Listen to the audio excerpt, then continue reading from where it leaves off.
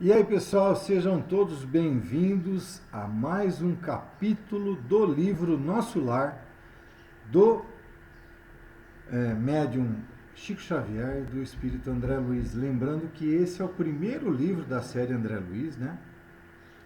Nós já fizemos Os Mensageiros, que é o segundo livro, que eu aproveitei na época do filme Nosso Lar 2, que tinha a ver com o livro Os Mensageiros, e eu resolvi retornar aqui ao Nosso Lar, que é o início de tudo, né? E é o terceiro livro que nós estamos aqui estudando, né? Nós estamos no capítulo 3, chamado A Oração Coletiva. Lembrando que no capítulo passado, André Luiz estava reclamando muito do quanto ele estava sofrendo no umbral e que ele foi resgatado pelo Clarencio. E agora nós vamos tomar conhecimento de quem é Clarencio, né? Qual a diferença que Clarencio vai fazer na vida de André Luiz. Ele está acabando de ser resgatado do umbral. Vamos lá então? Embora transportado à maneira de ferido comum, lobriguei o quadro confortante que se desdobrava à minha vista. Para quem não viu, não ouviu, né? Não viu e ouviu, no capítulo passado, no final do capítulo passado, Clarencio surgiu lá no umbral, colocaram André Luiz numa espécie de maca, tá bom? Então ele está sendo transportado numa maca. Clarencio, que se apoiava num cajado de substância luminosa, deteve-se à frente de grande porta encravada em altos muros, cobertos de trepadeiras floridas e graciosas. Tateando um ponto da muralha, fez-se longa abertura através da qual penetramos silenciosos. Então vocês veem, gente, que assim, a gente vai ver muito André Luiz falar sobre as coisas, os objetos, tudo aquilo que tem na colônia do Nosso Lar, que tem no mundo espiritual, mas que ele dá uma referência, mas ele não sabe exatamente de que matéria, de que substância estamos tratando. Então, ele fala assim, Clarencio que se apoiava num cajado de substância luminosa. Quer dizer, que substância é essa? Que cajado é esse? Que material que é esse? Entendeu? Então, ele não sabe nos esclarecer de que substância se trata, né? De que material é esse cajado, né? Ele sabia que era um cajado porque a Clarencio estava se apoiando, né? Vamos lembrar lá de Moisés, dos cajados, né, antigamente que o pessoal usava para se apoiar, que a gente sabe que é um cajado, mas não sabe, aqui André Luiz não soube nos dizer de que substância estava se tratando. Tanto é que ele fala uma substância. E aí eles chegam na frente numa grande muralha, Clarencio coloca a mão num ponto lá e agora está abrindo esse portão. Branda claridade inundava ali todas as coisas. Ao longe, gracioso foco de luz dava a ideia de um pôr do sol em tardes primaveris. À medida que avançávamos, conseguia identificar preciosas construções situadas em extensos jardins. Aqui, ele vai começar a nos mostrar como era o nosso lar, tá bom? Quem tem o livro, numa parte, pelo menos quando eu li o Nosso Lar, né?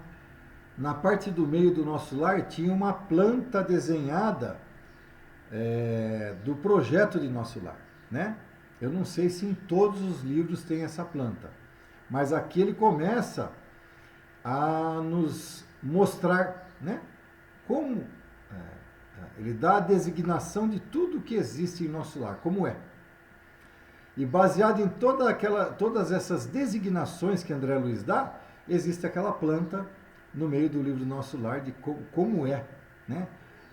Os ministérios, etc. Tudo isso daí. Muito bacana isso. É como se fosse uma planta baixa, tipo da cidade de Araraquara. Você vê as ruas, os ministérios, né? É mais ou menos não, é totalmente parecido com isso. Lembrando, gente, que o mundo espiritual não é uma, desculpa, vamos falar o contrário. O mundo em que nós vivemos é uma cópia do mundo espiritual, é uma cópia imperfeita do mundo espiritual. Então, ruas, avenidas, prédios, tudo isso foi concebido baseado sempre em inspiração espiritual para sermos uma cópia bem rude do que seja o mundo espiritual, tá bom? Ao sinal de Clarencio, os condutores depuseram devagarinho a maca improvisada. A meus olhos surgiu então a porta acolhedora de alvo edifício, à feição de grande hospital terreno. 2 jovens envergando túnicas de nível linho acorreram pressurosos ao chamado de meu benfeitor, e quando me acomodavam num leito de emergência, para me conduzirem cuidadosamente ao interior, ouvi o generoso ancião recomendar carinhoso: guardem nosso tutelado no pavilhão da direita. Esperam agora por mim. Amanhã cedo voltarei a vê-lo. Enderecei-lhe um olhar de gratidão, ao mesmo tempo em que era conduzido ao confortável aposento de amplas proporções, ricamente mobiliado, onde me ofereceram um leito acolhedor. Envolvendo os 2 enfermeiros na vibração do meu reconhecimento, esforcei-me por lhes dirigir a palavra, conseguindo dizer por fim: amigos, por quem sois, explicai-me em que novo mundo me encontro, de que estrela me vem agora esta luz confortadora e brilhante. Então, André Luiz vê todo esse Clarencio recomendado: leva ele lá para o pavilhão da direita, que amanhã de manhã eu volto e a gente vê. E os dois secretários, né, os 2 ajudantes, no caso, de Clarencio, estavam obedecendo a ele. Então ele questiona: por favor, amigos, quem sois, né? Me explique que mundo que eu estou, aonde que eu estou, né? Porque ele está perdido. Um deles afagou-me a fronte, como se fora conhecido pessoal de longo tempo, e acentuou: estamos nas esferas espirituais vizinhas da Terra, e o sol que nos ilumina neste momento é o mesmo que nos vivifica o corpo físico. Aqui, entretanto, nossa percepção visual é muito mais rica. A estrela que o Senhor acendeu para os nossos trabalhadores, para os nossos trabalhos terrestres, é mais preciosa e bela do que supomos quando no círculo carnal. Nosso sol é a divina matriz da vida, e a claridade que irradia provém do autor da criação. Lembrando, gente, que eles se identificaram, né? Que está nas esferas espirituais vizinhas da Terra.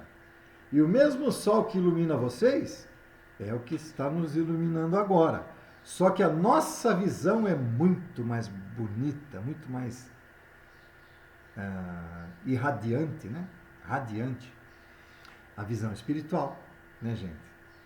Quando a gente desencarna, a gente se livra dessa coisa pesada de carne da gente aqui, que faz a gente ter apenas 5 sentidos, e a visão nossa vai ficando velho, vai começando a usar óculos, enfim, né? Tudo que faz parte de ser humano, né? E como espírito nós não temos esses entraves de miopia, astigmatismo, né? Enfim, a vida espiritual é uma coisa maravilhosa.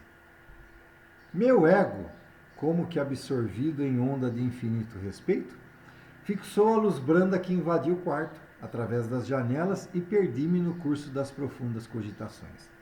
Recordei então que nunca fixara o sol nos dias terrestres, meditando na imensurável bondade daquele que nolo concede para o caminho eterno da vida.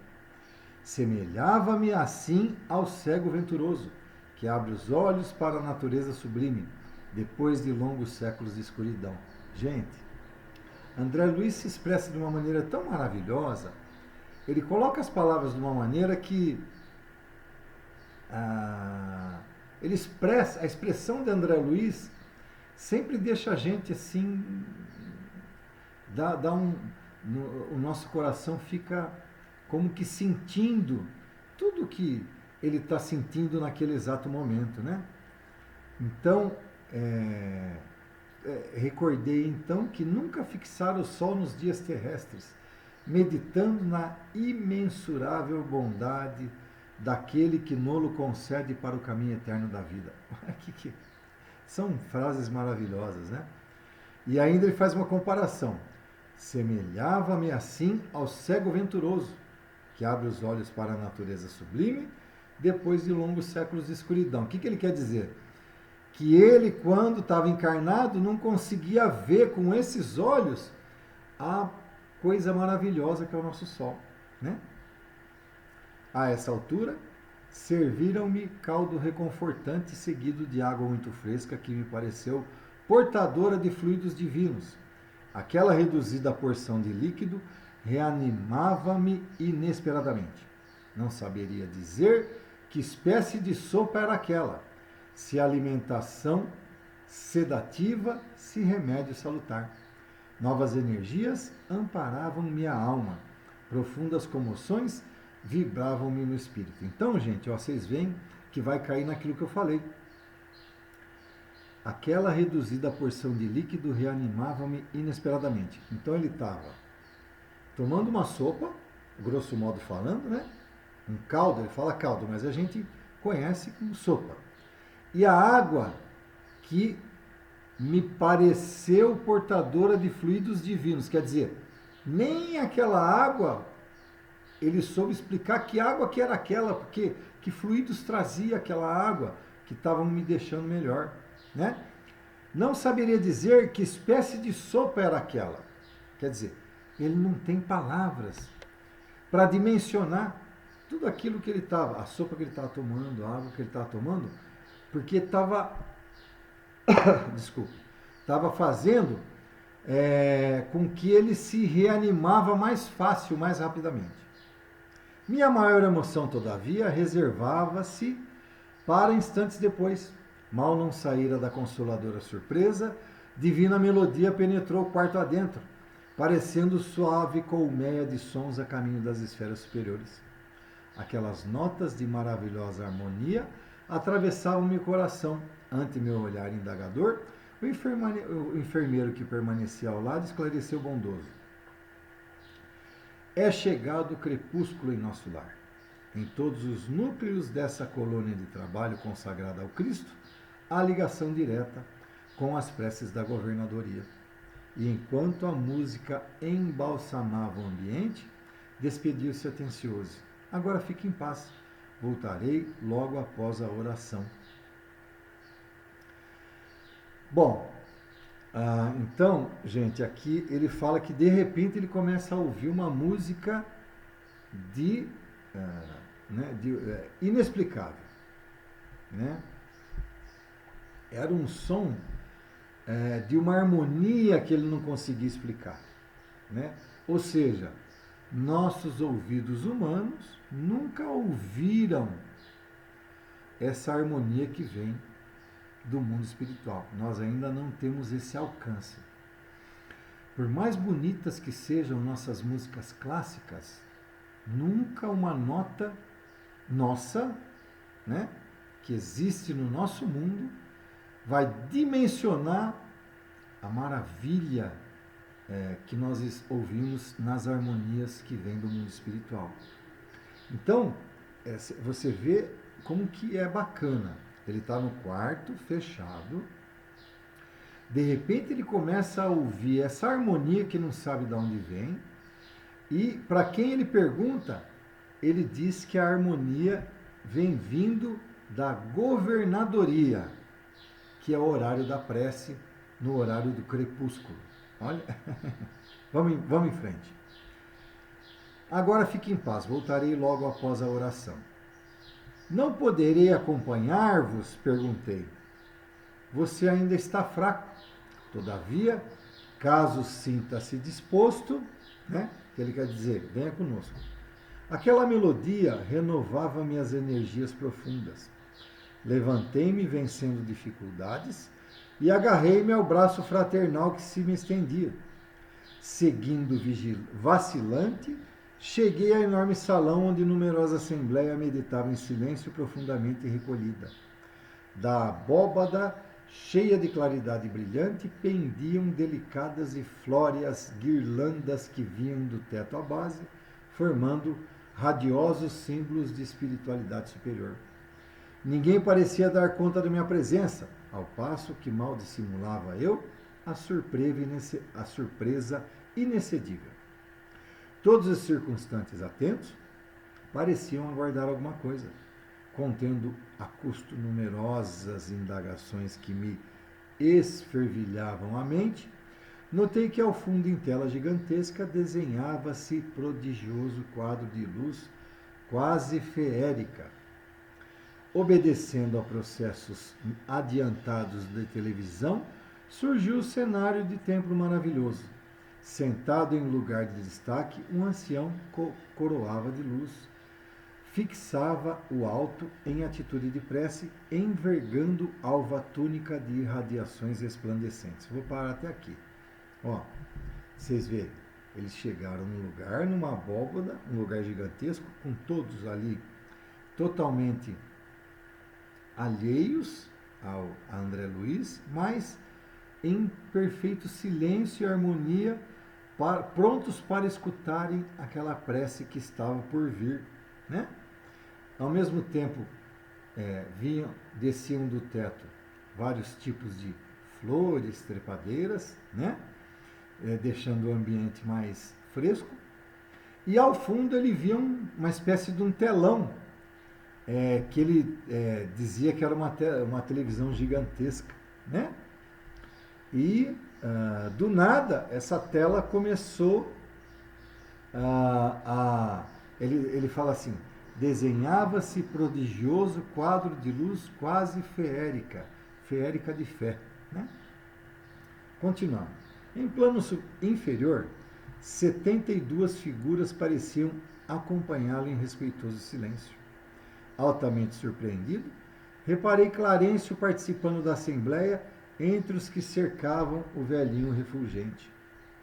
Apertei o braço do enfermeiro amigo e, compreendendo ele que minhas perguntas não se fariam esperar, esclareceu em voz baixa que mais se assemelhava a leve sopro. Conserve-se tranquilo. Todas as residências e instituições de nosso lar estão orando com o governador através da audição e visão à distância. Louvemos o coração invisível do céu. Então, gente, antes que ele perguntasse, o que o Clarence está fazendo lá, né? Então ele percebe, o amigo enfermeiro do lado dele, percebe, a hora que ele aperta o braço, ele lê o pensamento, você percebe isso daí. Ele lê o pensamento de André Luiz e antes que André Luiz perguntasse, ele responde numa voz baixa e ele ainda acha que ele está simplesmente através de um sopro falando com ele. Olha que coisa maravilhosa, como o mundo espiritual é maravilhoso. Ele fala assim: fique tranquilo, tudo que nós estamos vendo e ouvindo aqui está partindo lá da governadoria. E todos de nosso lar que estão à distância estão, através da audição e da visão, nos ouvindo e vendo.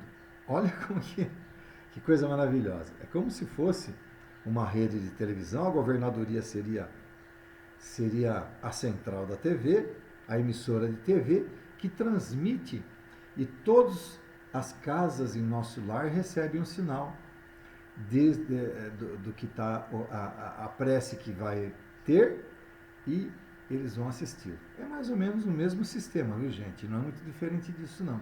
O princípio é o mesmo.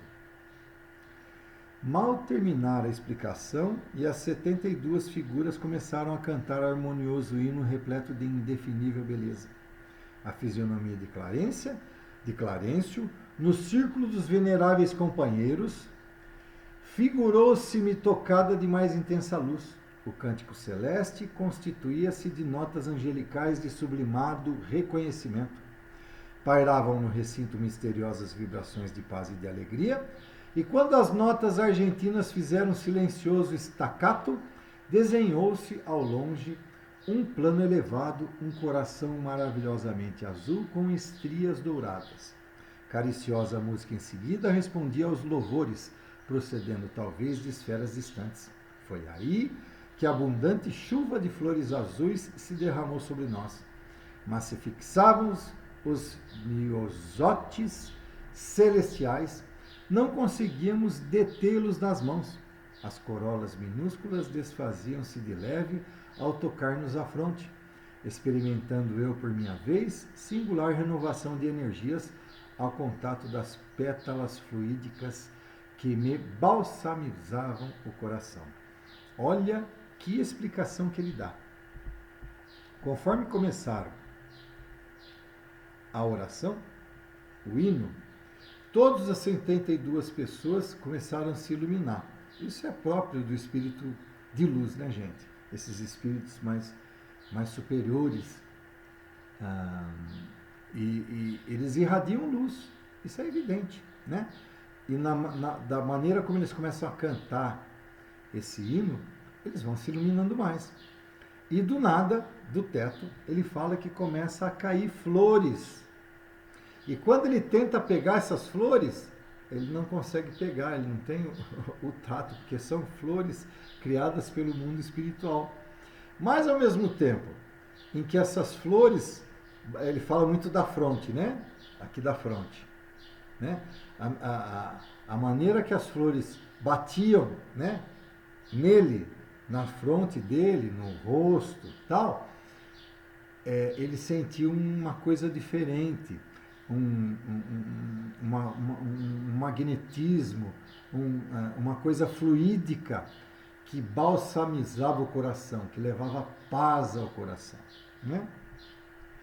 Terminada a sublime oração, regressei ao aposento de enfermo, amparado pelo amigo que me atendia de perto. Entretanto, não era mais o doente grave de horas antes. A primeira prece coletiva em nosso lar operara em mim completa transformação. Conforto inesperado envolvia a minha alma. Pela primeira vez, depois de anos consecutivos de sofrimento, o pobre coração saudoso e atormentado, à maneira de cálice muito tempo esvaziado, enchera-se de novo das gotas generosas do licor da esperança. Olha que... Gente, eu sinceramente eu fico muito emocionado com a maneira como André Luiz se expressa, né?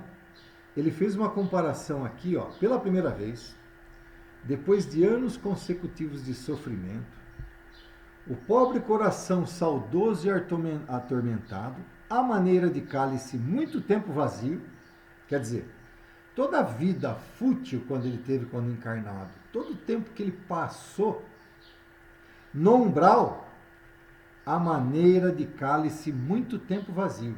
Quer dizer, espiritualmente ele estava totalmente vazio. É isso, essa comparação que ele faz. Enchera-se-me de novo das gotas generosas do licor da esperança.